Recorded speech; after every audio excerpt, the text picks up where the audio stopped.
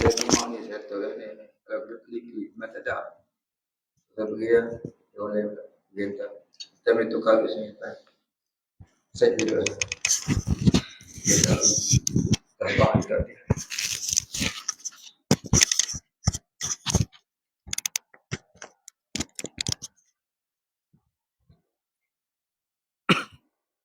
Itu juga. Dulu saya dah kabar lah, kalau klik-klik dulu tak ada bateri. Entah kata ada.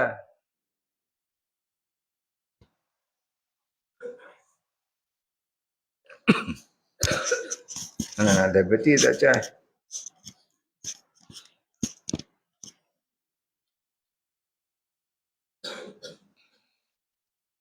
Bermula barang yang antara dua kulit mushaf ini kalamullah. Artinya makhluk bagi Allah. Apa maksud mushaf?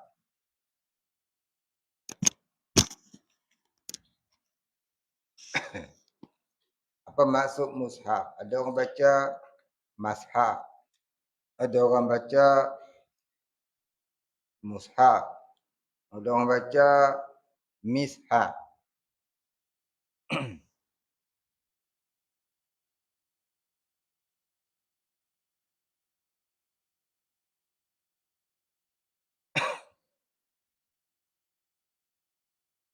Dengar boleh? Kalau dibaca dengan mushaf ataupun mishaf, dibaca dengan mushaf ataupun mishaf, itu sama makna dia. Iaitu kitab Al-Quran yang bercetak. Macam kitab Quran yang kita duk baca tu. Kitab Quran yang bercetak. Itu namanya mushaf. Dipanggil juga mishaf. Apa pula mashaf?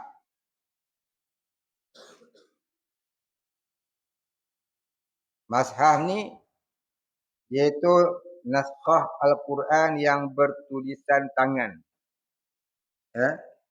Macam orang dulu-dulu dia tulis dekat kayu, dekat kulit binatang, dekat kertas-kertas.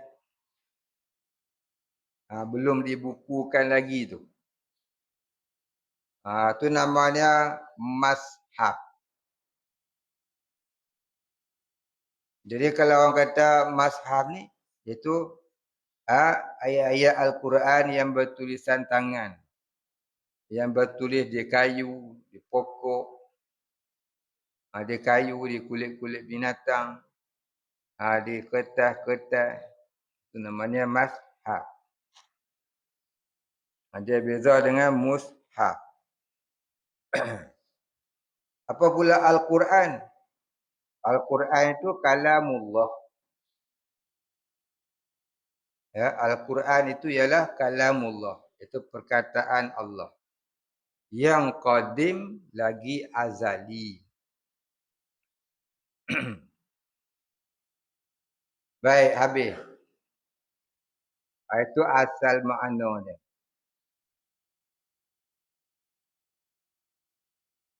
Jadi mashaf itu makhluk bagi Allah. Tiada ia daripada karangan makhluk. Tiada ia daripada karangan makhluk. Walaupun dia itu makhluk, tapi dia bukan karangan makhluk. Dan hanya saja dinas oleh musannif. Dinas, ini disebut oleh musannif, ini pengarang kitab ni. Dan oleh yang lainnya, yang lain daripada pengarang kitab ini. Atas bahawa huruf Quran itu menunjukkan atas kalamullah. Yakni dalil atas kalamullah yang qadim, yang azali. Yang berdiri dengan zatnya. Titik. Maka dikatakan Quran itu kalamullah sebab ia menunjukkan atas kalam yang berdiri pada zat Allah, yakni atas sifat kalam yang ada di zat Allah.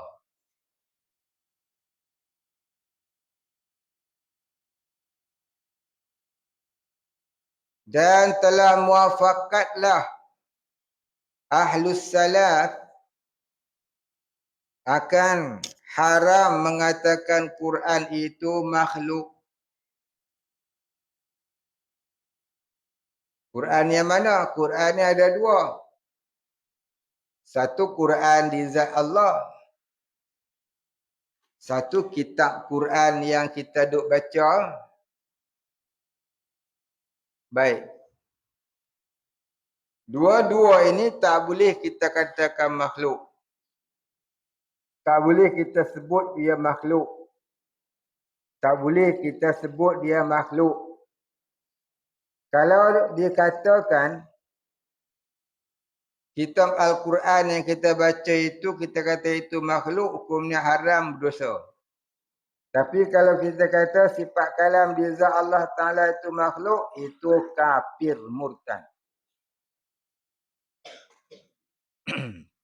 Baik, beza tu. Dan dikehendaki dengan dia lafaznya. Lafaznya yang diturunkan atas Nabi Muhammad sallallahu alaihi wasallam. Memang dia makhluk. Tapi nak cakap dia makhluk tak boleh.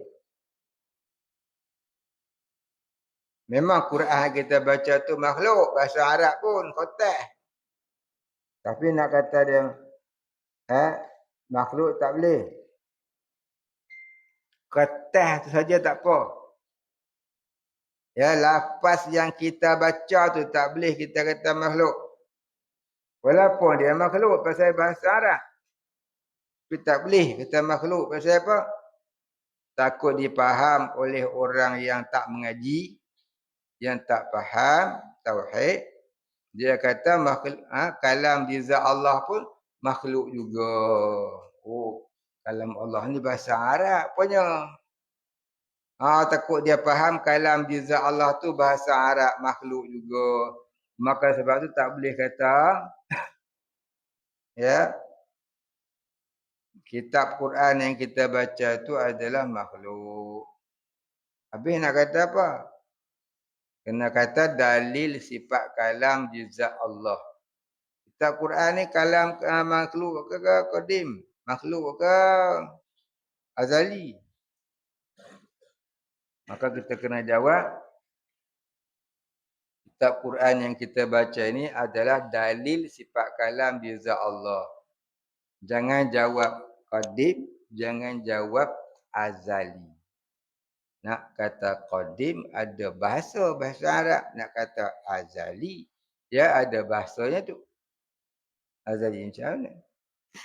Nak kata baharut ya jadi hilang adab dengan Allah. Hilang adab dengan Allah.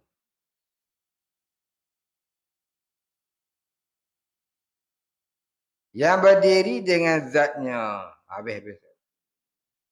Dan telah muafakatlah ahlus salaf akan haram mengatakan Quran itu makhluk dan dikehendaki dengan dia lafaznya yang diturunkan atas Nabi sallallahu alaihi wasallam, melainkan pada tempat mengajar, yakni di dalam majlis ilmu, dalam kuliah, dalam pengajian. Dalam pengajian tak apa kita kata Quran yang kita baca tu makhluk. So kita duduk mengaji nak ambil faham. Yang tak boleh kata makhluk ni sifat kalam di zat Allah. Tapi sebagai beradab di luar majlis ilmu, jangan juga kita kata Quran yang kita baca tu makhluk. Dia jahat adab. Dan boleh menimbulkan kesamaran di kalangan orang-orang awam yang tak mengaji Nanti dia kata sifat kalam di zat Allah tu pun baru bahasa Arab juga. Takut dia salah faham di situ. Orang mengaji pun banyak salah faham, tambah orang tak mengaji. Orang tak mengaji ni dia faham aja. Apa semua tanya dia faham. Yang tak faham ni orang mengaji. Yang tak faham ni orang mengaji. Orang mengaji dia faham belaka, belum mengaji dia dah erti dah.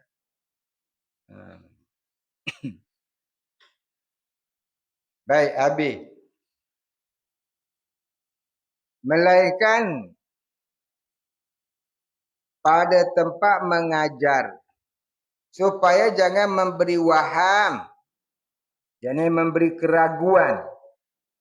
Waham ni keraguan. Akan baharu sifat yang berdiri dengan zat itu. Dia takut jadi salah faham. Waham ni termasuk juga salah faham. Keraguan ataupun salah faham mengenai sifat yang qadim yang berdiri di zat Allah. Maka jadi fasik orang yang berkata dengan makhluk Quran itu tiada jadi kafir. Kalau kita kata Quran yang kita baca tu makhluk, jadi fasik. Tak jadi kafir, fasik tau. Fasik maknanya berdosa besar. Jadi berdosa, tapi tak jadi kafir. Dan yang jadi kafir itu orang yang berkata dengan makhluk kalam yang berdiri dengan zatnya. Siapa kata sifat kalam yang ada di zat Allah Ta'ala tu baharu, macam kitab Quran yang kita baca ni lah bahasa Arab, iaitu kafir. Tiada syak lagi. Sebab apa? Sebab dia menyerupakan Allah dengan makhluk. Menyerupakan kalam Allah dengan kalam makhluk. Maka misalnya itu, yakni misal yang hendak memudahkan faham.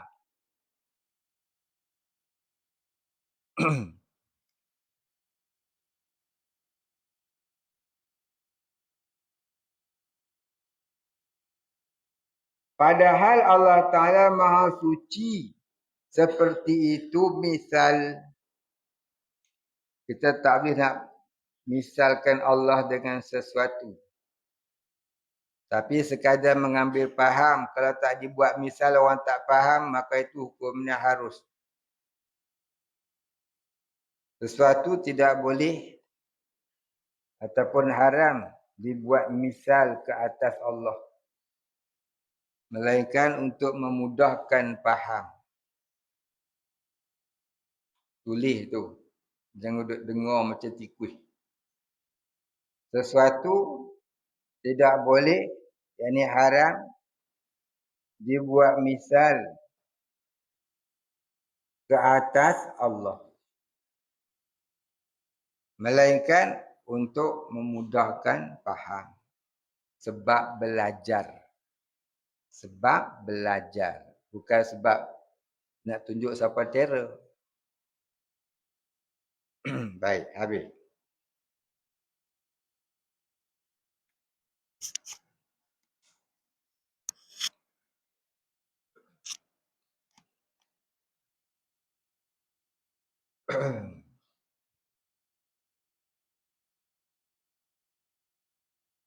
Seperti engkau sebut akan seorang laki-laki dengan lidah engkau.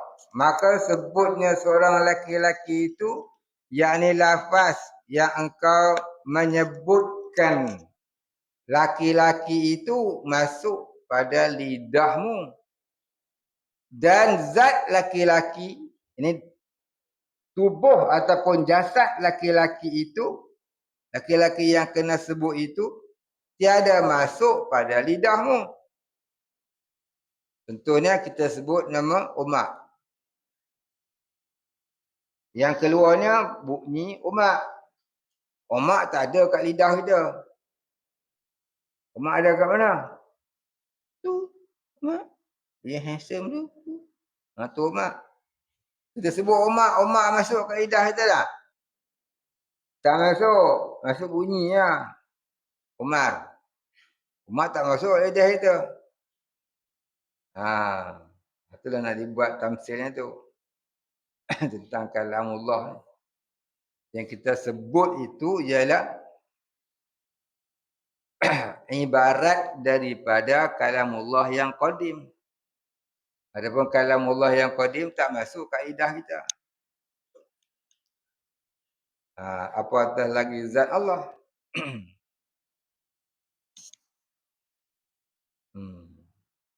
Baik Habib, maka inilah makna kata yang dibacakan kalamullah pada lidah.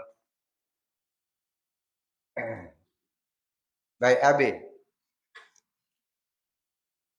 Dan demikian macam kita kata satu ayat Quran kata anallahu la ilaha illa ana. Akulah Allah, tidak ada Tuhan selain aku.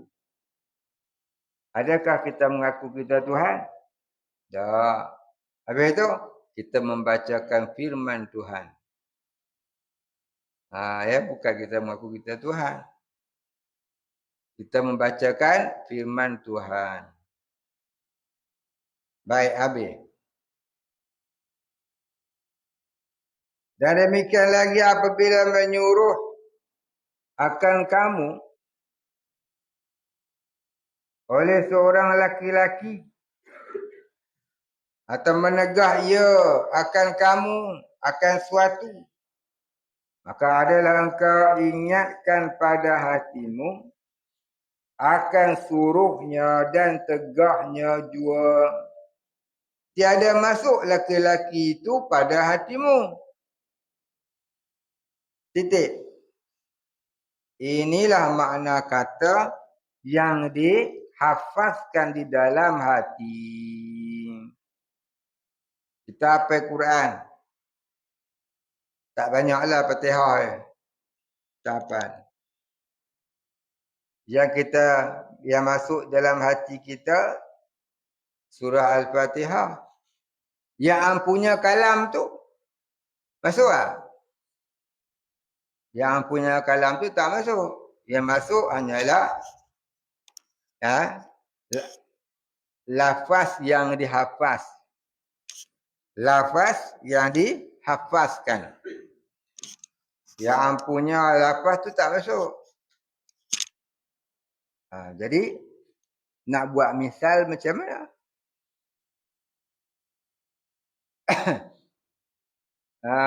Misal tu hanyalah iktibar akal yang dapat dipaham. Tunjuk tak boleh. Kita kata amrun iktibari, nak bagi faham. Amrun iktibari ni banyak. Ya. Ada beberapa jenis. Baik, kita sambung.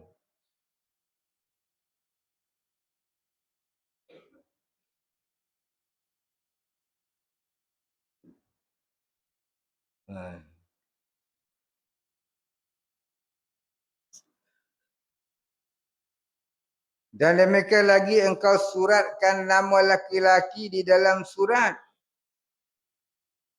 Dan demikian lagi engkau suratkan nama laki-laki di dalam suratmu. Maka masuk nama laki-laki itu di dalam kitabmu, yakni penulisanmu. Tiada masuk zat laki-laki itu pada suratmu. Tubuh laki-laki itu tak masuk situ. Nama dia ya. Inilah makna yang maktub pada masahif, yakni pada kitab-kitab Al-Quran yang telah dicetak. Dalam masahif ini dalam kitab Al-Quran. Maka jangan engkau sangka yang engkau baca dan yang engkau hafaz dan yang engkau surat itu iaitu kalamullah. Jangan kita salah faham. Kita kata apa yang kita kata itu, apa yang kita baca itu, itulah kalamullah di zat Allah. Jangan kita faham lagu tu. Faham lagu tu salah. Jadi sifat kalam di zat Allah Ta'ala itu tidak ada huruf, tidak ada suara, tidak ada bahasa. kitab Quran ni kita baca ni, Allah jadikan kalam ni yang tak berhuruf, tak berbahasa itu dijadikan berhuruf dan berbahasa.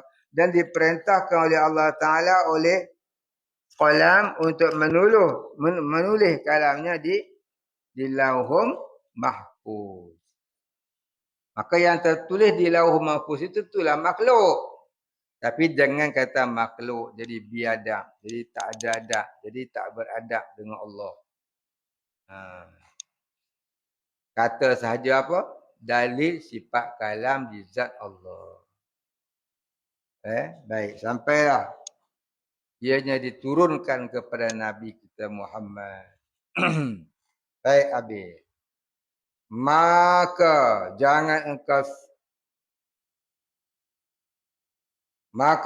engkau sangka yang engkau baca dan yang engkau hafaz dan yang engkau surah itu iaitu kalamullah.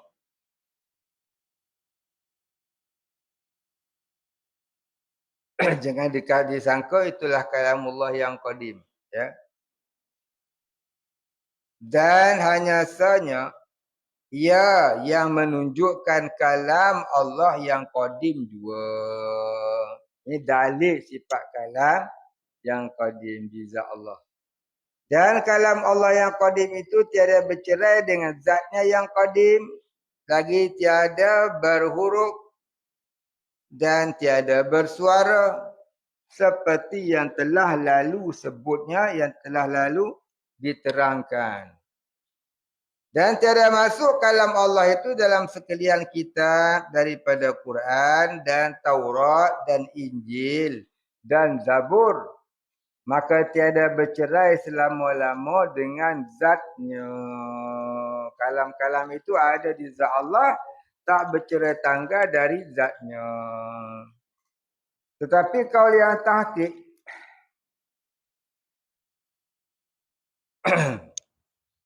bahwasanya Quran dan umpamanya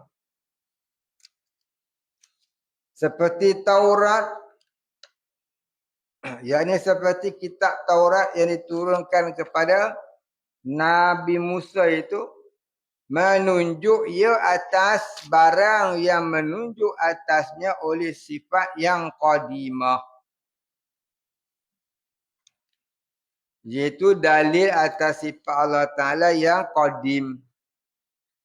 Umpamanya apabila engkau dengarkan firman Allah Ta'ala wala taqrabuz zina, artinya jangan engkau hampiri akan zina, maka engkau faham daripadanya akan tegah daripada hampir zina. Dan jika dihilangkan, yakni dibukakan daripada engkau akan hijab, yakni akan dinding yang menutupi daripada mengenal Allah, nescaya engkau faham daripada sifat yang qadim itu akan ini maknanya kalam Allah yang lughawiyah, iaitu kalam yang Allah jadikan berbahasa. Kalam Allah yang istilahiyah pula, iaitu yang dijadikan sebagai penggunaan kata.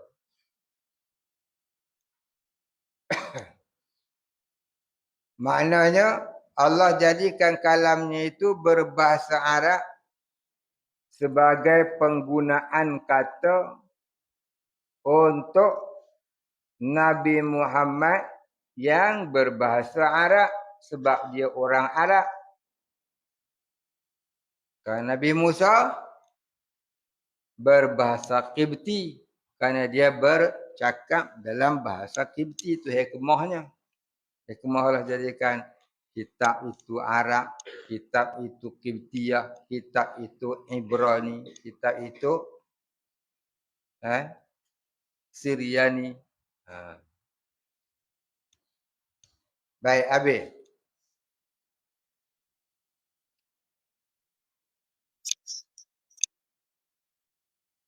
Maka madlul kalam lafzi itu, ini maka madlul, ini maka yang ditunjukkan Madlul yang ditunjukkan oleh kalam lafzi itu, iaitu madlul kalamun nafsi. Ini yang ditunjukkan oleh kalam nafsi. Apa kalam nafsi? Iaitu sifat kalam yang ada di zat Allah. Artinya, arti kalam nafsi iaitu kalam ataupun sifat kalam yang berdiri di zat tu. Yang berdiri di zat tu, yang berdiri pada zat Allah. Dan jika engkau kehendaki, nescaya engkau kata, ialah umpamanya kerana berlainan keduanya dengan iktibar yang menunjuki.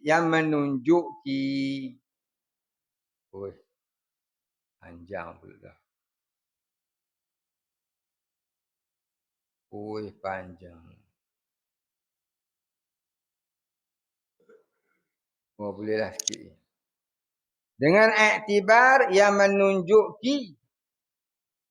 Yani, apa yang kita baca pada kitab mushaf itu menunjukkan bahawasanya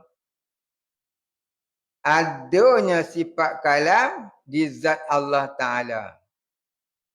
Bahkan segala lafaz yang kita baca akan dia itu menunjukkan atas kalam Allah yang qadim.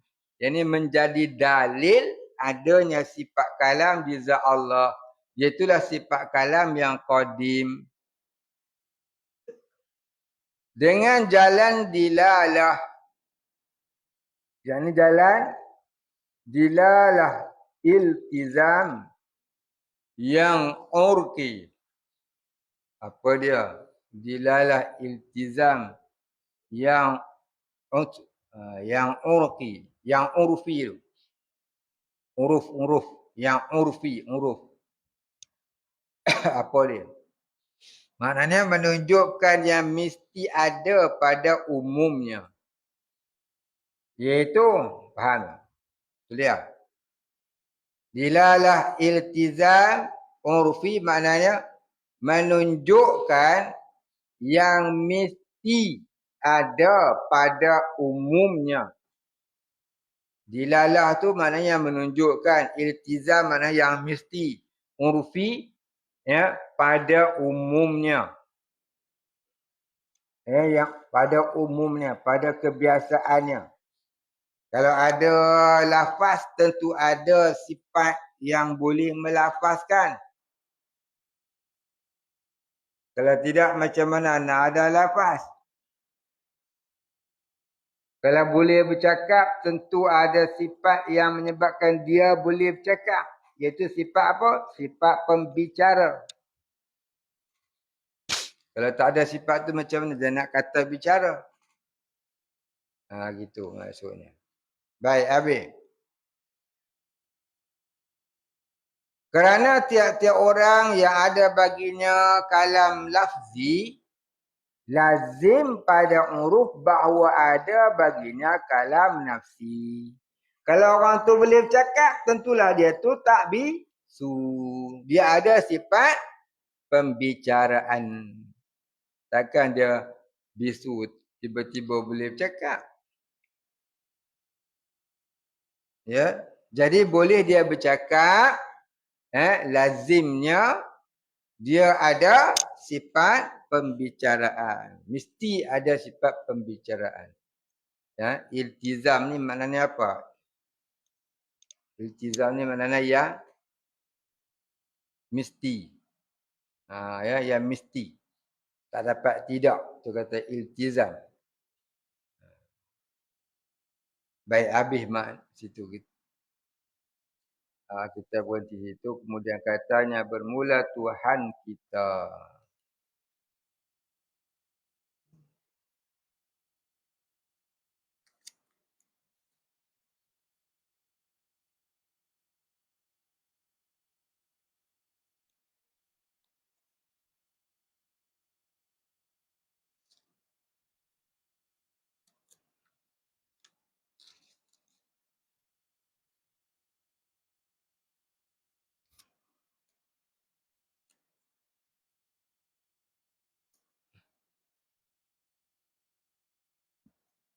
Wallahu a'lam.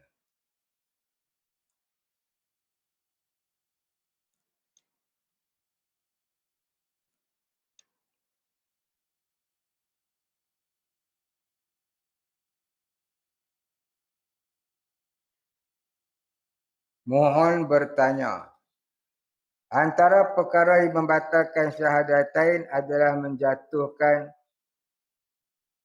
mishaf ke tempat najis.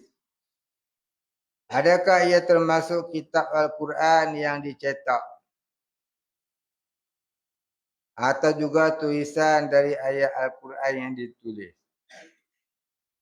Yang ditulis tangan pada kertas kulit binatang dan sebagainya. Ya lah, tak kira.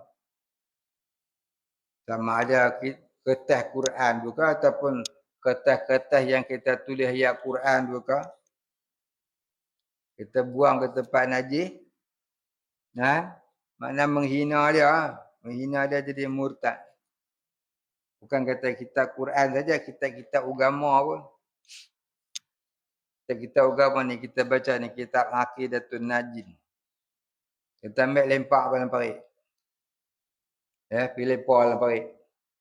Dengan niat merendah, meremehkan dia. Murtad. Bukan kitab Quran pun, kitab agama . Makna kita menghina agama. Kita berak atas kitab hadis. Murtad. Kita berak atas kitab tauhid, kitab fiqh, kitab tasawuf. Dengan niat hina ilmu tu. Murtad. Sebab menghina agama Allah.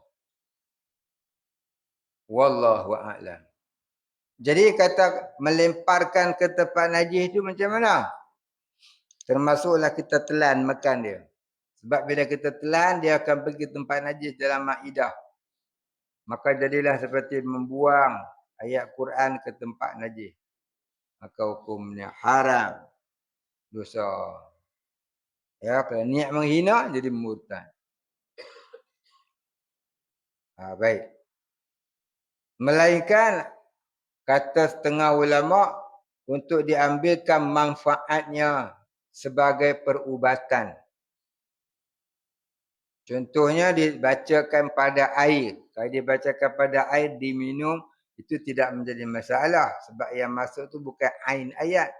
Cuma abstrak ayat masuk dalam air. Itu tak salah. Ni kalau ditulis dekat roti diberi makan. Macam orang dulu-dulu dia nak bagi jinak kuda. Dia tulis dekat roti. Dia tulis ayat dekat roti tu, ayat penjinak kuda. Mana ayat dia? Ayat dia, Allahumma salli ala sayyidina. Allahumma salli.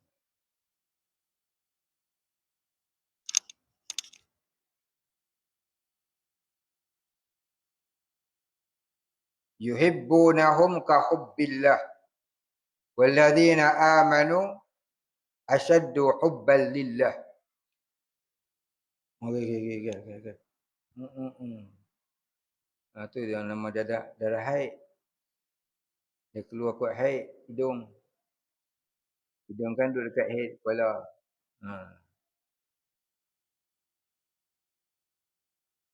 Kurang air.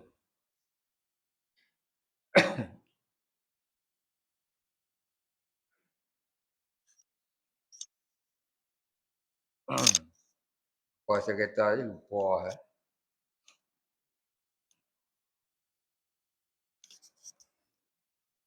Jadi bila kita telan ayat Quran, ayat tu masuk dalam perut. Maka jadi buang ayat Quran ke tempat najis, hukumnya haram. Melainkan ada niat untuk buat perubatan. Contohnya saya kata tadi apa? Orang dulu-dulu nak jimatkan kuda, nak jinakkan kuda, nak jinakkan binatang. Maka ditulis ayat tu. Ada beberapa kaedah.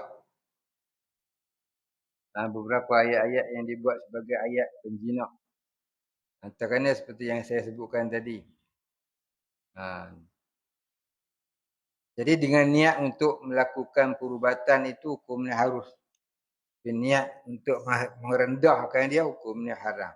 Kalau niat menghina itu jadi kafir. Wal'iyadzubillah. Ya. Wallahu a'lam. Al-Fatihah. أعوذ بالله من الشيطان الرجيم. بسم الله الرحمن الرحيم. الحمد لله رب العالمين الرحمن الرحيم مالك يوم الدين. إياك نعبد وإياك نستعين. اهدنا الصراط المستقيم. صراط الذين أنعمت عليهم غير المغضوب عليهم ولا الضالين. أعوذ بالله من الشيطان الرجيم. بسم الله الرحمن الرحيم. الحمد لله رب العالمين. صلى الله على سيدنا محمد وعلى آله وصحبه أجمعين. اللهم اغفر لنا ذنوبنا وارحمنا وأنت الغفور الرحيم. اللهم اغفر لنا ذنوبنا ولوالدينا وارحمهم كما ربيانا صغارا، ولمشايخنا وللمسلمين أجمعين برحمتك يا أرحم الراحمين. اللهم نور قلوبنا بنور معرفتك يا فتاح يا رزاق. افتح لنا فتحا قريبا كما فتحته على أوليائك وعبادك الصالحين. صلى الله على سيدنا محمد وعلى آله وصحبه أجمعين. سبحان ربك رب العزة عما يصفون. سلام على المرسلين. الحمد لله رب العالمين.